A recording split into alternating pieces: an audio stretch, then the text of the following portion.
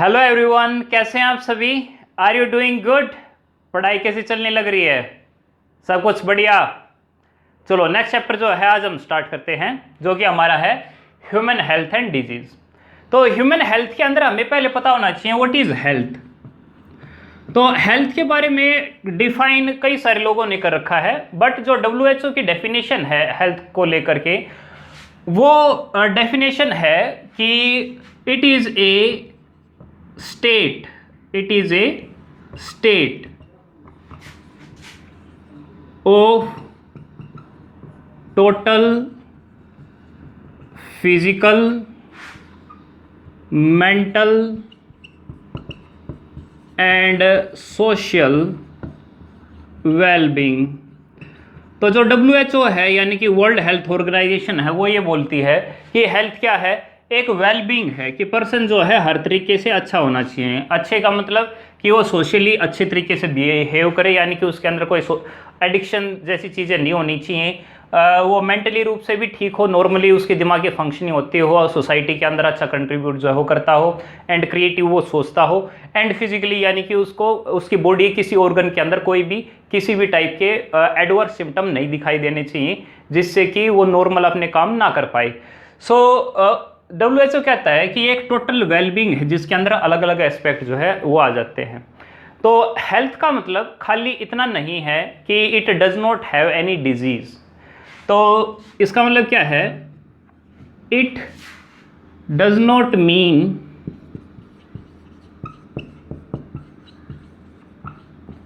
absence of disease. तो disease क्या है, डिजीज को एक बार डिफाइन कर लेते हैं। डिजीज क्या है? तो डिजीज क्या है भाई? डिजीज कोई भी आपके ऑर्गन का या ऑर्गन सिस्टम का ठीक से फंक्शन ना होना एंड एक सिम्टम जो है वो क्रिएट करना, या इन अदर वर्ड हम इसको कह सकते हैं any condition in which the normal functioning of body does not occur and so some bad effect on mind या फिर बॉडी। कोई भी ऐसी कंडीशन जिसके अंदर पर्सन अपना नॉर्मल यानी कि बॉडी अपना नॉर्मल फंक्शन नहीं कर पाती, एंड माइंड में या बॉडी के अंदर कोई एडवर्स सिम्टम अगर दिखाई देते हैं तो हम कह देते हैं उसको डिजीज़ है। जैसे कि अगर किसी को डिजीज़ है, जैसे कोरोना एक डिजीज़ है किसी को, तो उसके अंदर क्या होता है कि जो रेस्पिरेटरी ट्रैक है वो ठीक से काम नहीं करता, तो उसकी वजह से माइंड भी ठीक से काम नहीं करता, बॉडी जो है वो भी ठीक से काम नहीं करती। कोई बैक्टीरिया पैथोजन आपकी बॉडी के अंदर गया, आपको पता नहीं है कि वो अंदर जाके क्या करने लग रहा है, बट उसकी वजह से बुखार है, आपको बार बार में प्यास लगने लग रही है, या आपको भूख नहीं लगती, या अलग टाइप के सिम्टम आने लग रहे हैं, यानी कि बॉडी के अंदर जो इफेक्ट आने लग रहे हैं वो अच्छे नहीं है, वो बैड है। एंड चूंकि वो बैड इफेक्ट है, इसकी वजह से जो फंक्शनिंग है वो नॉर्मल नहीं होने लग रही बॉडी की, तो इसको हम क्या कह देंगे कि वो पर्सन जो है उसको डिजीज़ है। तो डिजीज़ का मतलब खाली इतना समझे कि किसी ऑर्गन या ऑर्गन सिस्टम की का ठीक से फंक्शन ना होना और कोई साइन सिम्टम जो है वो देना। अगर हम ह्यूमन डिजीज़ को देखें तो बेस्ड ऑन दिस हम उसको दो पार्ट के अंदर डिवाइड कर सकते हैं। तो अगर मैं ह्यूमन डिजीज़ की अगर बात करता हूँ तो दो टाइप उसके कौन कौन से हो सकते हैं। एक तो उसके अंदर हो सकता है कॉन्जेनिटल। कॉन्जेनिटल का मतलब क्या है? जेनेटिक। इसका मतलब कहाँ से? पेरेंट से अगर उसके ऑफस्प्रिंग के अंदर डिजीज़ आ जाती है तो उसको हम क्या कहेंगे? कॉन्जेनिटल डिजीज़ कहेंगे।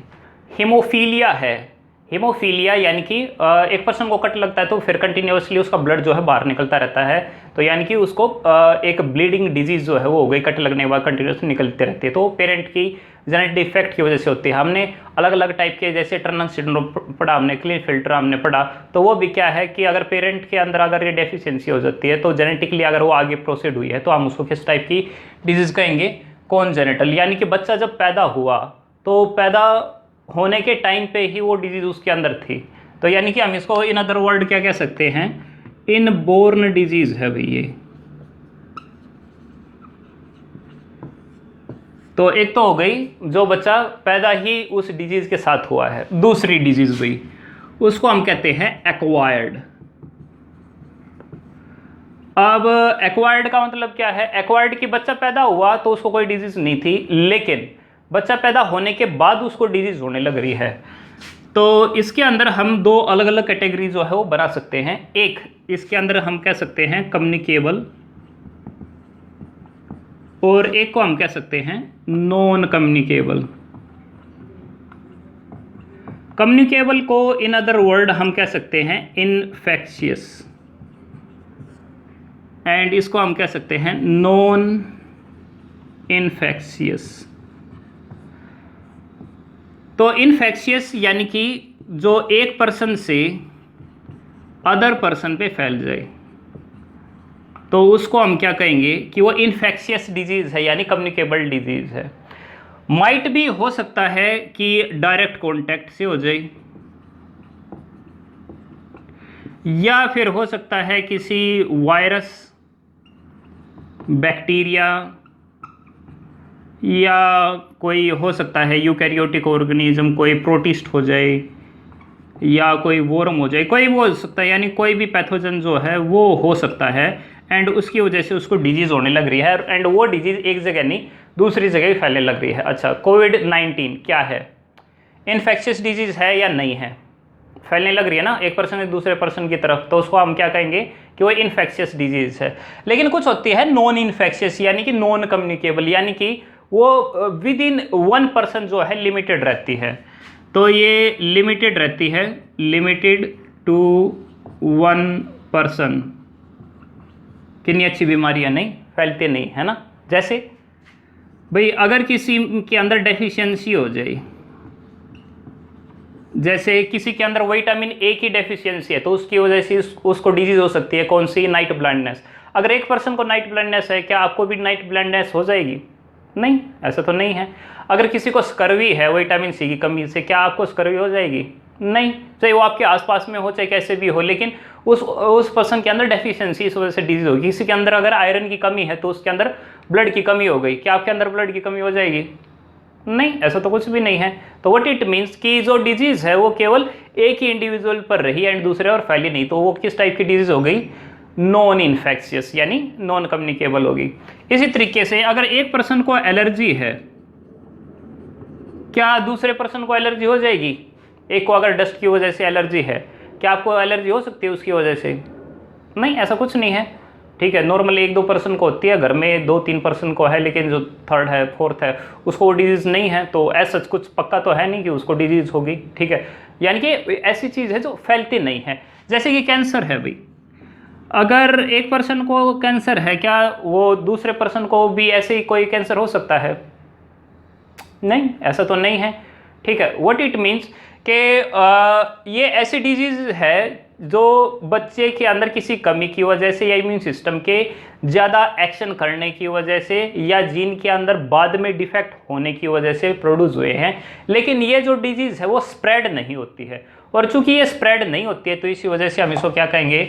Non communicable disease. जबकि ये स्प्रेड होती है तो इसको हम क्या कहते हैं? Communicable disease. यहाँ तक क्लियर है? अब हमारे पास में कई सारी कम्युनिकेबल डिजीज़ की एक लिस्ट जो है वो दे रखी है, जो अलग अलग पैथोजन की वजह से होती है। अच्छा, पैथोजन को हम डिफाइन कैसे करें? What is pathogen?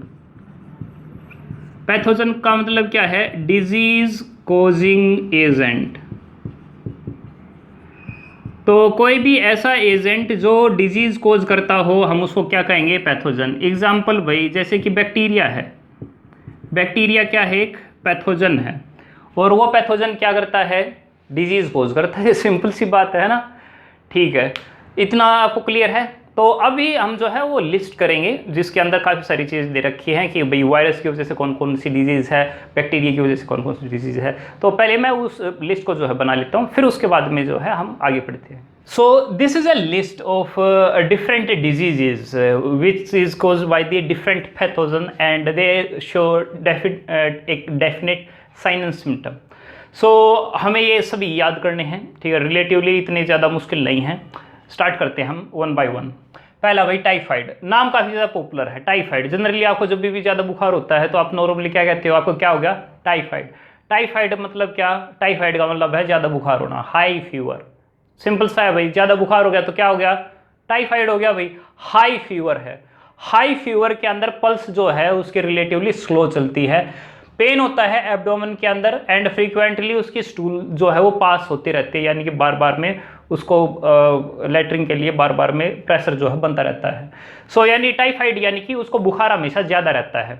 तो ये होता किस वजह से है, टाइफाइड है तो टाइफी, सैल्मोनेला टाइफी, सैल्मोन एक फिश है, वैसे सैल्मोनेला टाइफी।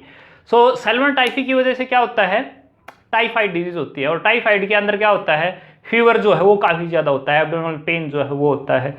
ये पैथोजन यानी सैल्मोनेला टाइफी हमारी बॉडी के अंदर जाता कैसे है, वेल फिकल ओरल रूट के थ्रू, यानी कि समहाउ किसी ना किसी तरीके से जो वेस्ट है वो किसी फ्लाई की वजह से या किसी फूड के द्वारा जो है हमारे माउथ के अंदर चला जाता है एंड अल्टीमेटली वो डिजीज जो है वो हो जाती है। नेक्स्ट देखते हैं निमोनिया। निमोनिया के बारे में काफ़ी ज़्यादा पॉपुलर चीज़ जो है वो आपने सुनी होगी कि जिसको निमोनिया होता है उसको सांस लेने के अंदर प्रॉब्लम हो जाती है।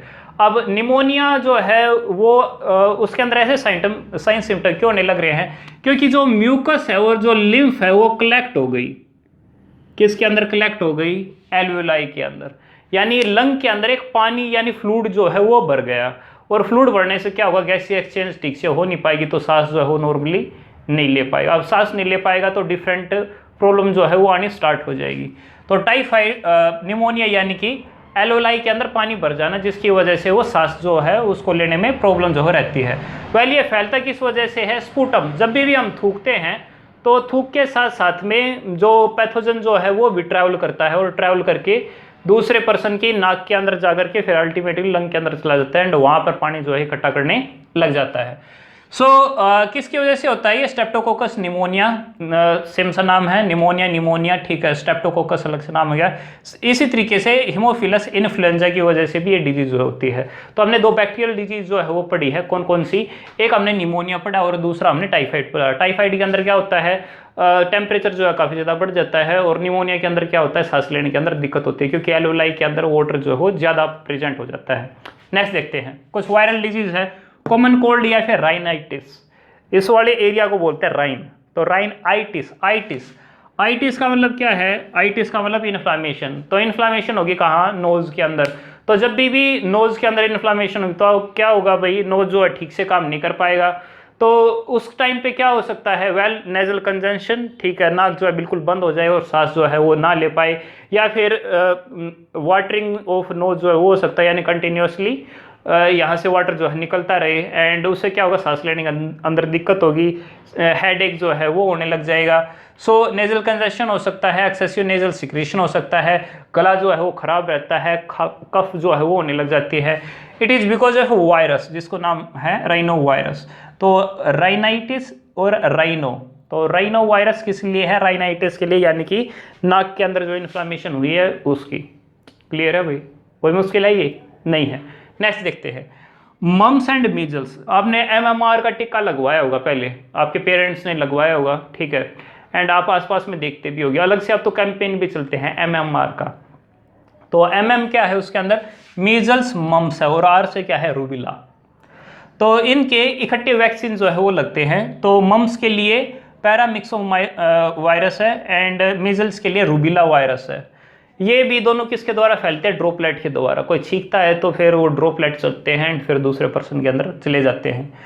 तो अगर मम्स हुआ है तो वैसे तो नॉर्मल गांव के अंदर भी या फिर आप शायद आपको भी कभी हुआ हो, कन्फेड हो जाती है।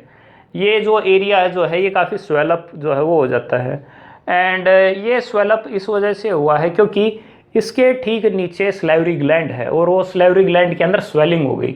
तो जब स्वेलिंग होती है सलाइवरी ग्लैंड के अंदर तो हम उसको बोलते हैं मम्स। वेयर एज अगर मीजल्स की बात करें तो बॉडी के नेक पे एंड बॉडी के चारों तरफ लाल लाल जो निशान जो है वो होने लग जाते हैं, यानी कि रैसेस जो है वो होने लग जाते हैं। नेक्स्ट देखते हैं हम डेंगू। डेंगू या फिर बोन ब्रेकिंग फीवर अलग से क्लियर है, बोन के अंदर काफ़ी ज़्यादा दर्द जो है, पेन जो है वो होने लग जाता है। किस वजह से होता है? फ्लेवी वायरस की वजह से होता है। लेकिन वायरस हम बॉडी के अंदर जाता कैसे है? एडीज एजिप्टी एक मॉस्किटो है, एडीज एक मॉस्किटो है, वो वेक्टर की तरह एक्ट करता है, उसके अंदर पैथोजन होता है एंड वो पैथोजन जब मॉस्किटो के थ्रू ट्रैवल होकर के एडीज जब हमें काटता है तो उसके साथ में वायरस हमारी बॉडी के अंदर चला जाता है। अब वो हमारी बॉडी के अंदर अगर चला गया तो उससे होगा क्या? डेंगू के अंदर होता है भाई बहुत ज़्यादा फीवर, काफ़ी ज़्यादा, और दूसरा प्लेटलेट जो है काफ़ी ज़्यादा कम हो जाती है। तो प्लेटलेट का कम होना और फीवर का ज़्यादा होना, ये काफ़ी ज़्यादा चांसेस है कि डेंगू हो।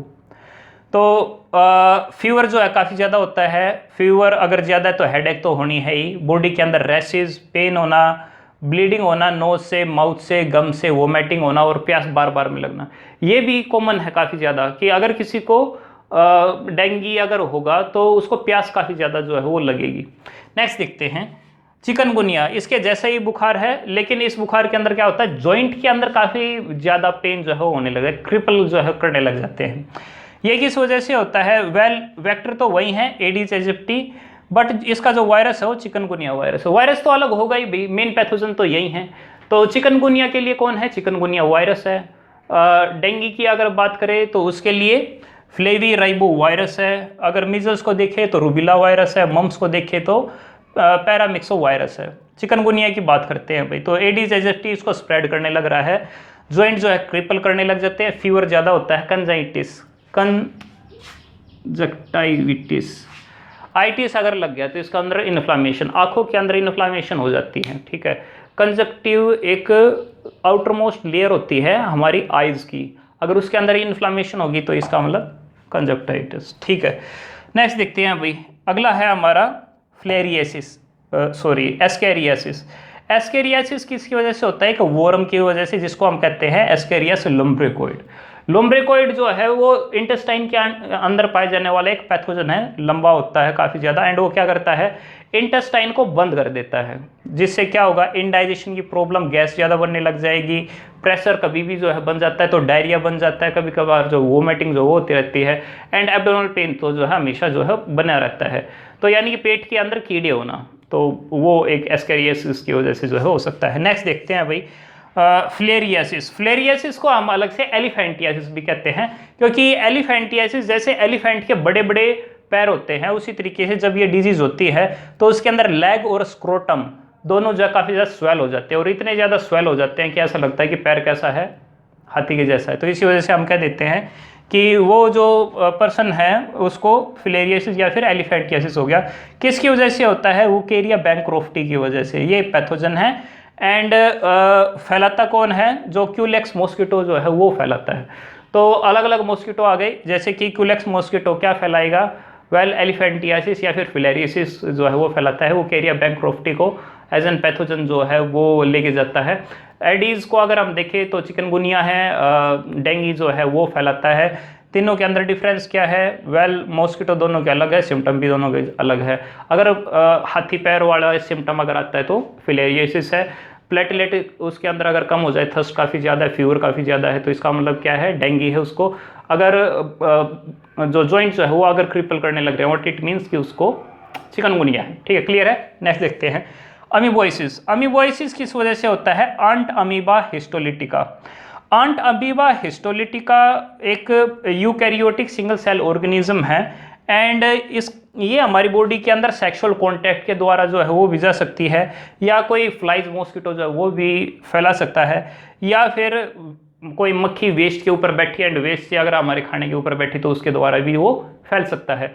तो ये डिजीज़ काफ़ी ज़्यादा इंपॉर्टेंट है, क्योंकि सेक्सुअली भी फैलता है, किसी वेक्टर से भी फैलता है, एंड दूसरे खाने के द्वारा भी फैल जाता है। तो इसी वजह से ये जो डिजीज़ है वो काफ़ी ज़्यादा इंपॉर्टेंट है, ये भी काफ़ी ज़्यादा इंपॉर्टेंट है, ठीक है। एनसीईआरटी के अंदर जिसका भी डायग्राम मिल जाए समझ लो कि वो इम्पोर्टेंट है, ठीक है। आगे देखते हैं भाई, तो अगर ये अगर पैथोजन हमारी बॉडी के अंदर चला गया तो क्या होगा, वेल एब्डोमेन के अंदर पेन एंड जो फेसिस है उसके अंदर यानी जो वेस्ट होगा उसके अंदर जो है ब्लड जो है वो निकलेगा। तो अगर हमारे वेस्ट के अंदर ब्लड निकले यानी अमेबोसिस है। पैरागर स्वेल अगर हो गई तो एलिफेंटियासिस फिलेरियासिस। प्लेटलेट कम थर्स्ट ज़्यादा इसका मतलब डेंगू है। अगर जॉइंट क्रिपल करने लग रहे हैं तो इसका मतलब चिकनगुनिया है। फीवर काफ़ी ज़्यादा है, पल्स काफ़ी कम है, इसका मतलब उसको टाइफाइड है। अगर एलोलाई के अंदर पानी अगर जमा हुआ हो तो इसका मतलब निमोनिया है। ठीक है, तो अगर आप बार बार में रिवाइज करेंगे तो it is not that much difficult. Ring worm भाई, रिंग वर्म कैसा होता है? रिंग वर्म ऐसा होता है, वैसे पहले इसकी ऐड काफ़ी ज़्यादा आती थी। पैथोजन कौन कौन से है? वैसे फंगी होती है डिफरेंट टाइप की, ट्राइकोफाइटोन या फिर टीनिया, माइक्रोस्पोरम अलग से एग्जाम्पल है इसके, जिसकी वजह से ये रिंग वर्म जो होती है। तो इसके अंदर होता क्या है? वैसे तो ऐड के अंदर भी दिखाते हैं, ईचिंग काफ़ी ज़्यादा होती है, कुछ ज़्यादा ही ईचिंग होती है इसके अंदर। घाव जो है वो बन जाते हैं, और घाव कहीं पे भी बन सकते हैं, जैसे फुट के अंदर भी बन सकते हैं, स्कैल्प के ऊपर भी, नेल्स के ऊपर भी। तो टीनिया के अलग अलग वर्जन है, जैसे कि टीनिया पेडिस है वो फुट के ऊपर करती है, टीनिया कैपिटिस है वो स्कैल्प के ऊपर करती है। इसी तरीके से डिफरेंट जो स्ट्रेन होते हैं जो फंगी के, वो डिफरेंट ऑर्गन के ऊपर जाकर ऐसा ही एक रिंग का स्ट्रक्चर जो है वो बना देती है। तो उसके कुछ अलग अलग एग्जाम्पल जो है वो ये हैं। वेल फैलते किस तरीके से है? सोइल से फैल सकती है, टॉवल से फैल सकती है, या फिर क्लॉथ से फैल सकती है। जनरली पर्सन टू पर्सन का अगर कॉन्टैक्ट होता है तो उसके द्वारा भी जो है फैल जाती है। सो आई होप आपको इतना जो है समझ में आ गया होगा। इस वीडियो को 2-3 बार देखें एंड ये लिस्ट जो है अपनी खुद बना ले। ठीक है, तो मैं एक बार हट जाता हूँ, आप एक बार जो है इसको अच्छे से जो है लिख ले पॉज करके, एंड इसको बार बार रिवाइज करते रहे। अगर कुछ समझ में नहीं आता तो डायरेक्टली कॉन्टैक्ट करें, एंड आई एम होपिंग कि आप काफ़ी अच्छे से पढ़ने लग रहे हैं and you are doing good. आप अब की बार जो है काफ़ी अच्छा पेपर के अंदर करने वाले हो। सब्सक्राइब नहीं किया तो सब्सक्राइब कीजिए एंड लाइक कीजिए। ठीक है, एंड थैंक्स फॉर द